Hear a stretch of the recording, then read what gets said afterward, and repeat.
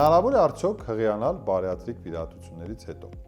Շատ տրվող հարցերից է, որին անպայման կուզեմ անդրադառնալ։ Այո, իհարկե կարելի է։ Մենք 1 տարի, տարուկես անց թույլ ենք տալի մեր հիվանդներին, մեր պացիենտներին պլանավորել իրենց հղիությունը։ Ասեմ, որ շատ դեպքեր ենք ունեցել, որոնք որ տարիներով նույնիսկ չեն հղիացել, դիմելով տարբեր մեթոդների նույնիսկ, բայց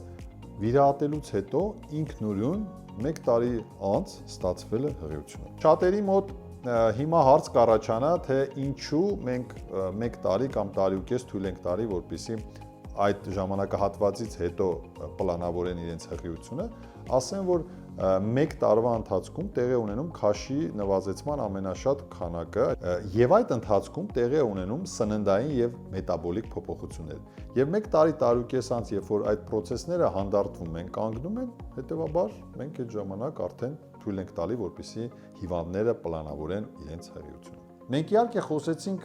էնդոկրին փոփոխությունների մասին, մետաբոլիկ փոփոխությունների մասին, բայց շատ կարևոր է հիշել, որ ճարպակալած հիվանդները մեծ մասամբ ունենում են նաև ուղեկցող հիվանդություններ։ Դա կլինի հիպերտոնիկ հիվանդություն, շաքարային դիաբետ, երբ որ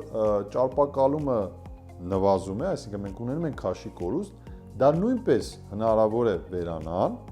եւ հիվանդները ել ավելի պատրաստված գնան իրենց պլանավորված հղիությունը, քանի որ երկրորդային ուղեկցող հիվանդությունները նույնպես հնարավոր է անցնել։ Որպեսզի լինեք ավելի տեղեկացված, բաժանորդագրվեք իմ YouTube-յան ալիքին։